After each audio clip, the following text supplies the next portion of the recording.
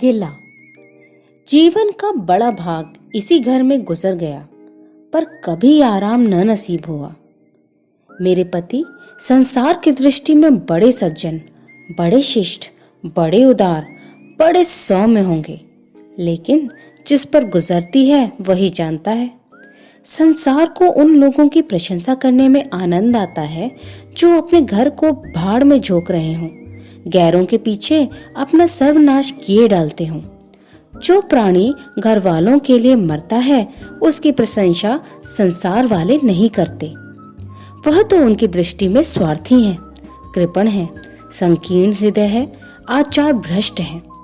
इसी तरह जो लोग बाहर वालों के लिए मरते हैं उनकी प्रशंसा घर वाले क्यों करने लगे। अब इन्हीं को देखो, सारे दिन मुझे जलाया करते हैं। मैं पर्दा तो नहीं करती, लेकिन सौदे सुलभ के लिए बाजार जाना बुरा मालूम होता है। और इनका यह हाल है कि चीज मंगवाओ तो ऐसी दुकान से लाएंगे जहां कोई ग्राहक भूल कर भी ना जाता हो। ऐसी दुकान पर न तो चीज अच्छी मिलती है, न तौल ठीक होती है, न दाम ही उचित होते हैं। यह दोष न होते तो वह दुकान बदनाम ही क्यों होती। पर इन्हें ऐसी ही गई बीती दुकानों की चीजें लाने का मर्ज है। बार बार कह दिया, साहब की चलती हुई दुकान से सौदे लाया करो, वहां माल अधिक खपता है, इसलिए ताजा माल आता रहता है। पर इनकी तो टुट पूंजियों से बनती है और वे इन्हें उल्टे छुरे से मूंढते हैं। गेहूं लाएंगे तो सारे बाजार से खराब घुना हुआ चावल, ऐसा मोटा कि बैल भी न पूछे। दाल में कराई और कंकड़ भरे हुए, मनो लकड़ी जला डालो, क्या मजाल कि गले। घी लाएंगे तो आधा आधा तेल या 16 आने काटो जिम, और दरअसल घी से एक छटाक कम। तेल लाएंगे तो मिलावट, बालों में डालो तो चिमट जाए, पर दाम दे आएंगे शुद्ध आंवले के तेल का। किसी चलती हुई नामी दुकान पर जाते तो इन्हें जैसे डर लगता है। शायद ऊंची दुकान और फीके पकवान के कायल हैं। मेरा अनुभव तो यह है कि नीची दुकान पर ही सड़े पकवान मिलते हैं। एक दिन की बात हो तो बर्दाश्त भी कर ली जाए, रोज रोज का टंटन नहीं सहा जाता। मैं पूछती हूँ, आखिर आप टुटपुंजियों की दुकान पर जाते ही क्यों हैं? क्या उनके पालन पोषण का ठेका तुम्ही ने लिया है? आप फरमाते हैं, मुझे देखकर सबके सब बुलाने लगते हैं। वाह, क्या कहना है, कितनी दूर की बात कही। जरा इन्हें बुला लिया और खुशामद के 2 शब्द सुना दिए, थोड़ी सी स्तुति कर दी, बस आपका मिजाज आसमान पर जा पहुंचता। फिर उन्हें सुधि नहीं रहती कि यह कूड़ा करकट बांध रहा है या क्या। पूछती हूँ, तुम उस रास्ते से जाते ही क्यों हो? क्यों किसी दूसरे रास्ते से नहीं जाते? ऐसे उठाई गिरों को मुंह ही क्यों लगाते हो? इसका कोई जवाब नहीं। एक चुप 100 बाधाओं को हराती है। एक बार एक गहना बनवाने को दिया। मैं तो महाशय को जानती थी, इनसे कुछ पूछना व्यर्थ समझा। अपने पहचान के एक सुनार को बुला रही थी। संयोग से आप भी विराजमान थे। बोले, यह संप्रदाय विश्वास के योग्य नहीं, धोखा खाओगी। मैं एक सुनार को जानता हूँ, मेरे साथ का पड़ा हुआ है, परसों साथ साथ खेले हैं, वह मेरे साथ चालबाजी नहीं कर सकता। मैंने भी समझा, जब इनका मित्र है और वह भी बचपन का, तो कहाँ तक दोस्ती का हक न निभाएगा। सोने का एक आभूषण और 100 रुपए इनके हवाले किए। इस भले मानस ने वह आभूषण और रुपए न जाने किस बेमान को दे दिए कि बरसों के झंझट के बाद जब चीज बनकर आई तो 8 आने तांबा और इतनी भद्दी कि देखकर घिन लगती थी। बरसों की अभिलाषा धूल में मिल गई, रो पीट कर बैठ रही। ऐसे ऐसे वफादार तो इनके मित्र हैं जिन्हें मित्र की गर्दन पर छुरी फेरने पर भी संकोच नहीं। इनकी दोस्ती भी उन्हीं लोगों से है जो जमाने भर के जट्टू, गिरहकट, लंगोटी के फाक खेलने वाले फाके मस्त हैं, जिनका उद्यम ही इन जैसे आग के अंधों से दोस्ती गांठना है। नित्य ही एक ना एक महाशय उधार मांगने के लिए सिर पर सवार रहते हैं और बिना लिए गला नहीं छोड़ते, मगर ऐसा कभी ना हुआ कि किसी ने रुपए चुकाए हों। आदमी एक बार खोकर सीखता है, 2 बार खोकर सीखता है, किंतु यह भले मानस 1000 बार खोकर भी नहीं सीखते। जब कहती हूँ रुपए तो दे आए, अब मांग क्यों नहीं लाते? क्या मर गए तुम्हारे वह दोस्त? तो बस बंगले झाड़ कर रह जाते हैं। आपसे मित्रों को सूखा जवाब नहीं दिया जाता। खैर, सूखा जवाब न दो। मैं भी नहीं कहती कि दोस्तों से बेमुरौतवी करो, मगर चिकनी चुपड़ी बातें तो बना सकते हो, बहाने तो कर सकते हो। किसी मित्र ने रुपए मांगे और आपके सिर पर बोझ पड़ा, बेचारे कैसे इनकार करें? आखिर लोग जान जाएंगे कि नहीं कि यह महाशय भी खुक्कल ही हैं। इनकी हवस यह है कि दुनिया इन्हें संपन्न समझती रहे, चाहे मेरे गहने ही क्यों ना गिरो रखने पड़े। सच कहती हूँ, कभी कभी तो एक एक पैसे की तंगी हो जाती है और इन भले आदमी को रुपए जैसे घर में काटते हैं। जब तक रुपए के व्यारे न्यारे ना हो जाएं, इन्हें चैन नहीं। इनके करतूत कहाँ तक गाऊं? मेरी तो नाक में दम आ गया। एक ना एक मेहमान रोज यमराज की भांति सिर पर सवार रहते हैं। न जाने कहाँ के बेफिक्रे इनके मित्र हैं। कोई कहीं से आकर मरता है, कोई कहीं से। घर क्या है, अपाहिजों का अड्डा है। जरा तो घर, मुश्किल से 2 पलंग, ओढ़ना बिछौना भी फालतू नहीं। मगर आप हैं कि मित्रों को निमंत्रण देने को तैयार। आप तो अतिथि के साथ लेटेंगे, इसलिए इन्हें चारपाई भी चाहिए, ओढ़ना बिछौना भी चाहिए, नहीं तो घर का पर्दा खुल जाए। जाता है मेरे बच्चों के सिर। गर्मियों में तो खैर कोई मुजायका नहीं, लेकिन जाड़ों में तो ईश्वर ही याद आते हैं। गर्मियों में भी खुली छत पर तो मेहमानों का अधिकार हो जाता है। अब मैं बच्चों को लिए पिंजड़े में पड़ी फड़फड़ाया करूं। इन्हें इतनी समझ भी नहीं कि जब घर की यह दशा है तो क्यों ऐसे को मेहमान बनाए जिनके पास कपड़े लत्ते तक नहीं। ईश्वर की दया से इनके सभी मित्र इसी श्रेणी के हैं। एक भी ऐसा माई का लाल नहीं जो समय पड़ने पर धेले से भी इनकी मदद कर सके। 2-1 बार महाशय को इसका अनुभव अत्यंत कटु अनुभव हो चुका है, मगर इस जड़ भरत ने जैसे आंखें न खोलने की कसम खा ली है।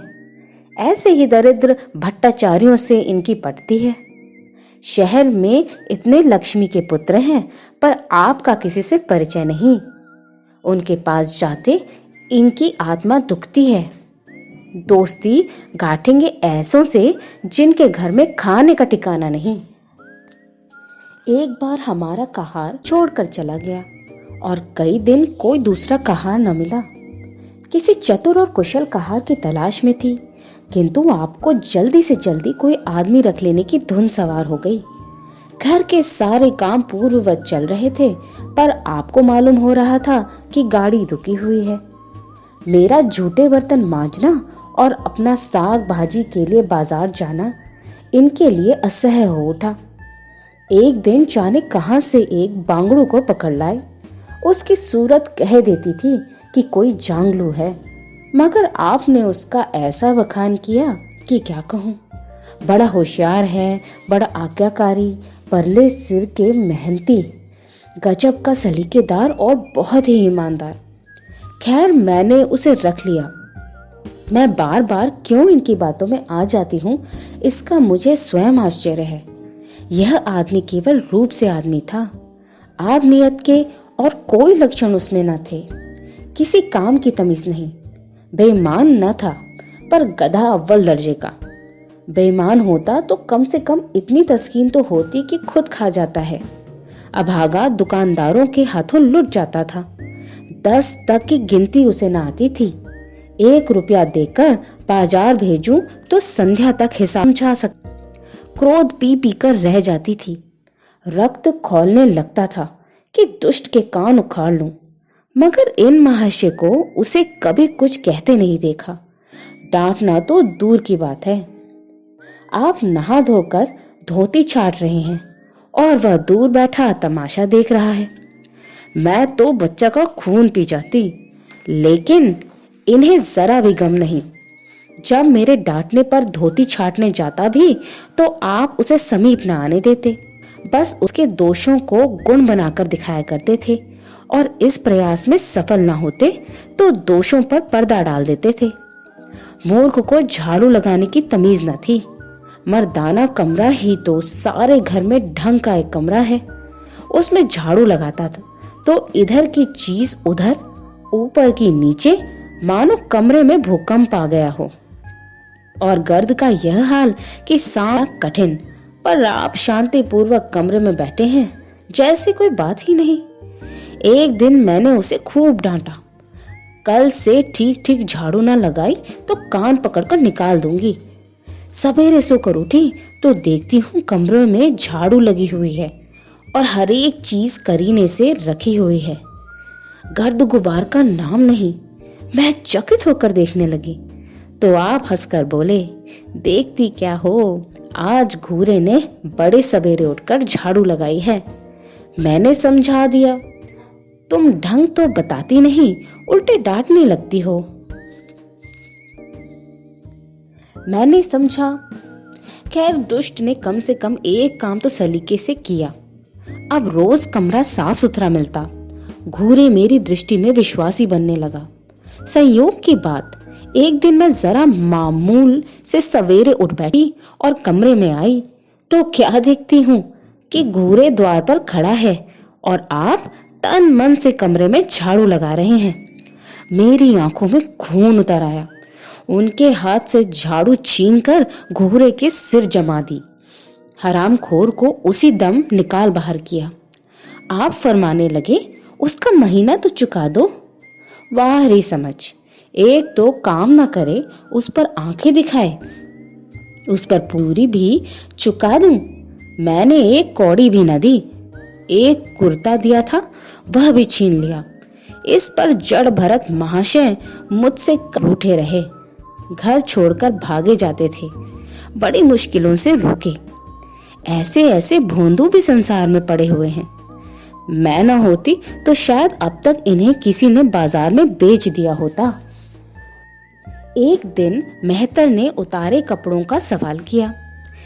इस बेकारी के जमाने में फालतू कपड़े तो शायद पुलिस वालों या रईसों के घर में हों, मेरे घर में तो जरूरी कपड़े भी काफी नहीं। आपका वात्सल्य एक बक्ची में आ जाएगा जो डाक के पार्सल से कहीं भेजा जा सकता है। फिर इस साल जाड़ों के कपड़े बनवाने की नौबत न आई। पैसे नजर नहीं आते, कपड़े कहाँ से बने। मैंने मेहतर को साफ जवाब दे दिया।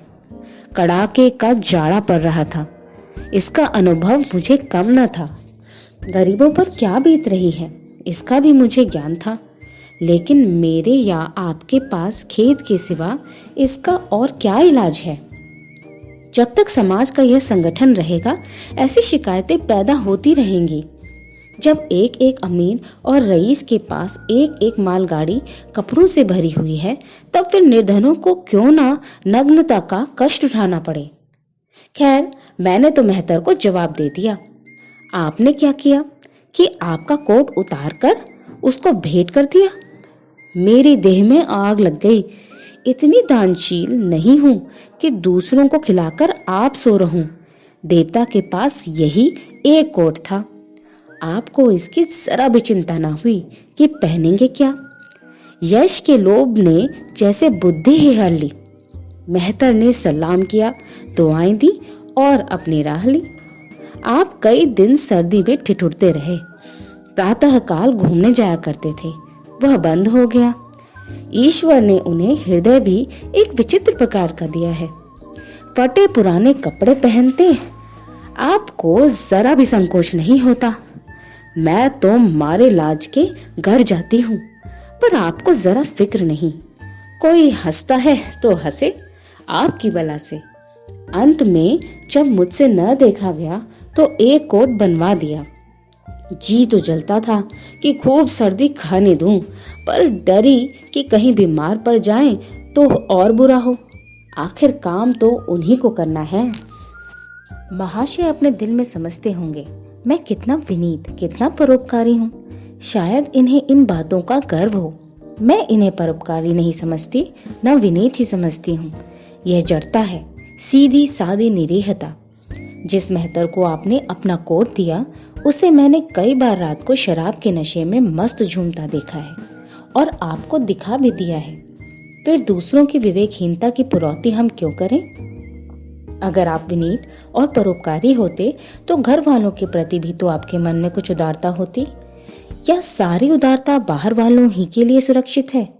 घर वालों को उसका अल्पांश भी न मिलना चाहिए।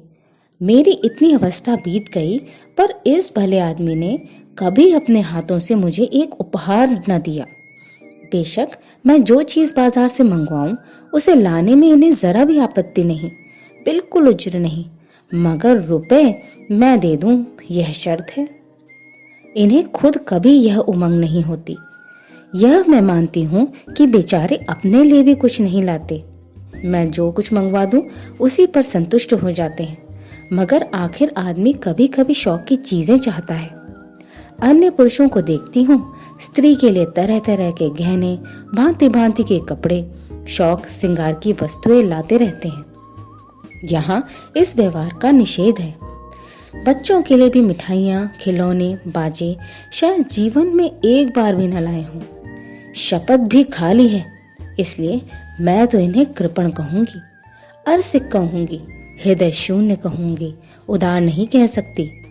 दूसरों के साथ इनका जो सेवा भाव है उसका कारण है इनका यश, लोभ और व्यवहारिक अज्ञानता। आपके विनय का यह हाल है कि जिस दफ्तर में आप नौकर हैं उसके किसी अधिकारी से आपका मेलजोल नहीं।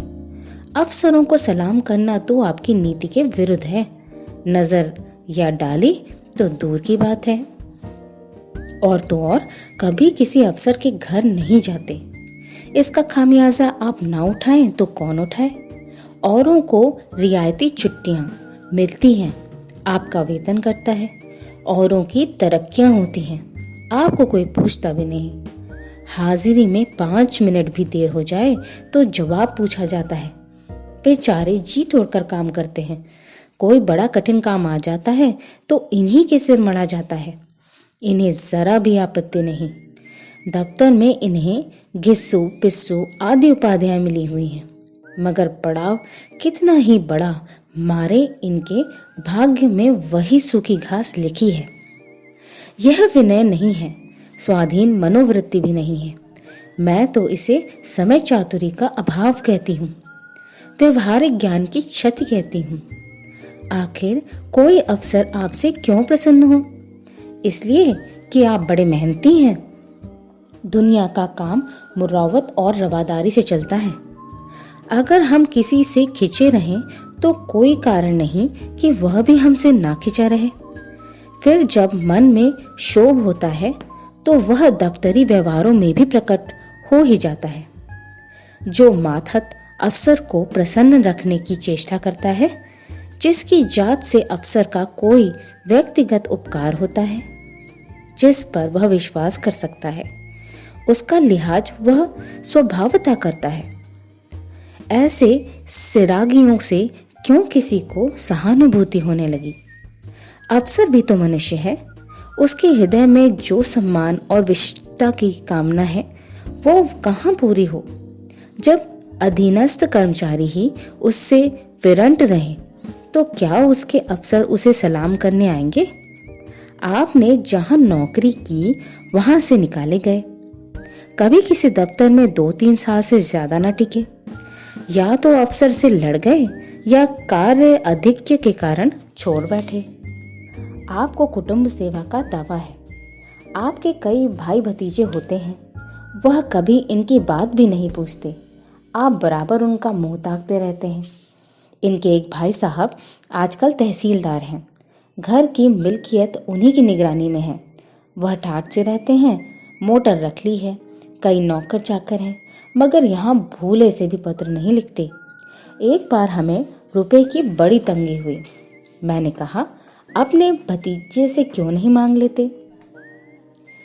उन्होंने कहा, क्यों चिंता में उन्हें डालूं? उन्हें भी तो अपना खर्च है। कौन सी ऐसी बचत हो जाती होगी? जब मैंने बहुत मजबूर किया तो आपने पत्र लिखा। मालूम नहीं पत्र में क्या लिखा, पत्र लिखा या मुझे चकमा दे दिया। रुपए न आने थे, न आए। कई दिनों के बाद मैंने पूछा, कुछ जवाब आया?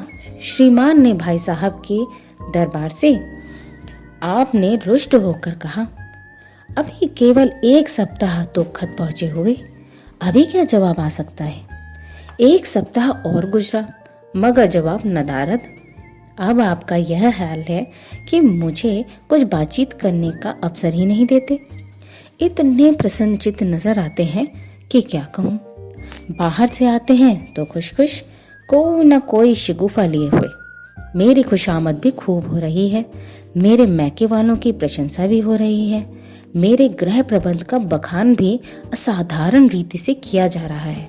मैं इस महाशय की चाल समझ रही थी। यह सारी दिलजोई केवल इसलिए थी कि श्रीमान के भाई साहब के विषय में कुछ पूछ न बैठूं। सारे राजनैतिक, आर्थिक, सामाजिक, आचारिक प्रश्नों की मुझसे व्याख्या की जाती थी, इतने विस्तार और गवेषणा के साथ कि विशेषज्ञ भी लोहा मान जाएं, केवल इसलिए कि मुझे वह प्रसंग उठाने का अवसर न मिले। लेकिन मैं भला कब चूकने वाली थी। जब पूरे 2 सप्ताह गुजर गए और बीमे के रुपए भेजने की मीति मौत की तरह सिर पर सवार हो गई, तो मैंने पूछा, क्या हुआ? तुम्हारे भाई साहब ने श्रीमुख से कुछ फरमाया या अभी तक पत्र नहीं पहुंचा? आखिर घर की जायदाद में हमारा भी कुछ हिस्सा है या नहीं? 500 रुपए साल का नफा तो 10 साल पहले था, अब तो 1000 से कम ना होगा, पर हमें कभी एक कानी कौड़ी भी नहीं मिली। मोटे हिसाब से हमें 2000 मिलना चाहिए। 2000 न हो, 1000 हो, 500 हो, 250 हो, कुछ ना हो तो बीमा के प्रीमियम भर के तो हों। तहसीलदार साहब की आमदनी हमारी आमदनी की चौगुनी है, रिश्वतें भी लेते हैं, तो फिर हमारे रुपए क्यों नहीं देते? आप हैं हाँ हाँ करने लगते हैं। कहने लगे, वह बेचारे घर की मरम्मत करवाते हैं, बंधु बांधवों का स्वागत सत्कार करते हैं, नातेदारियों में भेंट भांट भेजते हैं, और कहाँ से लावें जो हमारे पास भेजें? वाह रे बुद्धि! मानो जायदाद इसलिए होती है कि उसकी कमाई उसी में खर्च हो जाए। इस भले आदमी को बहाने गढ़ने भी नहीं आते। मुझसे पूछते, मैं 1 नहीं 1000 बता देती, एक से एक बढ़कर कह देते। घर में आग लग गई, सब कुछ स्वाहा हो गया था, या चोरी हो गई, तिनका तक न बचा, या 10,000 का अनाज भरा था, उसमें घाटा रहा, या किसी से फौजदारी हो गई, उसमें दिलावा पिट गया। आपको सूझी भी तो लचर सी बात। तकदीर ठोंक कर बैठ रही। पड़ोस की एक महिला से रुपए कर्ज लिए, तब जाकर काम चला। फिर भी आप भाई भतीजों की तारीफ के पुल बांधते हैं तो मेरे शरीर में आग लग जाती है। ऐसे कौरवों से ईश्वर बचाए। ईश्वर की दया से आपके 2 बच्चे हैं, 2 बच्चियां भी हैं। ईश्वर की दया कहूँ या कोप कहूँ, सब के सब उद्यमी हो गए हैं कि खुदा की पनाह। मगर क्या मजाल है कि यह भोंदू किसी को कड़ी आंखों से देखें। रात के 8 बजे गए हैं, युवराज अभी घूमकर नहीं आए। मैं घबरा रही हूँ। आप निश्चिंत बैठे अखबार पढ़ रहे हैं। झल्लाई हुई जाती हूँ और अखबार छीनकर कहती हूँ, जाकर जरा देखते क्यों नहीं लौंडा कहाँ रह गया। न जाने तुम्हारा हृदय कितना कठोर है। ईश्वर ने तुम्हें संतान ही न जाने क्यों दे दी। पिता का पुत्र के साथ कुछ तो धर्म है। तब आप भी गर्म हो जाते हैं। अभी तक नहीं आया, बड़ा शैतान है। आज बचा आते हैं तो कान उखाड़ लेता हूँ। मारे हंटरों के खाल उधेड़ कर रख दूंगा। यों बिगड़कर तैश के साथ आप उसे खोजने निकलते हैं। संयोग की बात, आप उधर जाते हैं, इधर लड़का आ जाता है। मैं पूछती हूँ, तू किधर से आ गया? तुझे वह ढूंढने गए हैं। देखना आज कैसी मरम्मत होती है। यह आदत ही छूट जाएगी। दांत पीस रहे थे, आज ही होंगे। छड़ी भी उनके हाथों में है। तुम इतने मन के हो गए हो कि बात नहीं सुनते। आज आटे दाल का भाव मालूम होगा। लड़का सहम जाता है और लैम्प जलाकर पढ़ने बैठ जाता है। महाशय जी 2-2.5 घंटे के बाद लौटकर आते हैं, हैरान, परेशान और बदहवास। घर में पांव रखते ही पूछते हैं, आया कि नहीं। मैं उनका क्रोध उत्तेजित करने के विचार से कहती हूँ, आकर बैठा तो है, जाकर पूछते क्यों नहीं। पूछ कर हार गई, कहाँ गया था, कुछ बोलता ही नहीं। आप गरज कर कहते हैं, मन्नू यहाँ आओ। लड़का थर-थर कांपता हुआ आकर आंगन में खड़ा हो जाता है। दोनों बच्चियां घर में छिप जाती हैं कि कोई बड़ा भयंकर कांड होने वाला है। छोटा बच्चा खिड़की से चूहे की तरह झांक रहा है। आप क्रोध से बौखलाए हुए हैं, हाथ में छड़ी है ही। मैं भी वह क्रोधोन्मत्त आकृति देखकर पछताने लगती हूँ कि कहाँ से इनसे शिकायत की। आप लड़के के पास जाते हैं, मगर छड़ी जमाने के बदले आहिस्ता से उसके कंधों पर हाथ रखकर बनावटी क्रोध से कहते हैं, तुम कहाँ गए थे जी? मना किया जाता है, मानते नहीं हो। खबरदार, जो अब कभी इतनी देर होगी। आदमी शाम को घर चला आता है या मटर गश्ती करता है। मैं समझ रही हूँ कि यह भूमिका है। विषय अब आएगा। भूमिका तो बुरी नहीं, लेकिन यहाँ तो भूमिका पर इति हो जाती है। बस आपका क्रोध शांत हो गया, बिल्कुल जैसे क्वार की घटा घेर घार हुआ, काले बादल आए, गड़गड़ाहट हुई और गिरी क्या 4 बूंदे। लड़का अपने कमरे में चला जाता है और शायद खुशी से नाचने लगता है। मैं पराभूत होकर कहती हूँ, तुम तो जैसे डर गए। भला 2-4 तमाचे तो लगाए होते, इसी तरह तो लड़के शेर हो जाते हैं। आप फरमाते हैं, तुमने सुना नहीं, मैंने कितने जोर से डांटा, बच्चा की जान ही निकल गई होगी। देख लेना जो फिर कभी देर से आए। तुमने डांटा तो नहीं? हाँ, आंसू पोंछ दिए। तुमने मेरी डांट सुनी नहीं? क्या कहना है आपकी डांट का? लोगों के कान बहरे हो गए। लाओ तुम्हारा गला सहला दूं। आपने एक नया सिद्धांत निकाला है कि दंड देने से लड़के खराब हो जाते हैं। आपके विचार से लड़कों को आज़ाद रहना चाहिए। उन पर किसी तरह का बंधन, शासन या दबाव न होना चाहिए। आपके मत से शासन बालकों के मानसिक विकास में बाधक होता है। इसी का यह फल है कि लड़के बेनकैल के ऊंट बने हुए हैं। कोई 1 मिनट भी किताब खोलकर नहीं बैठता।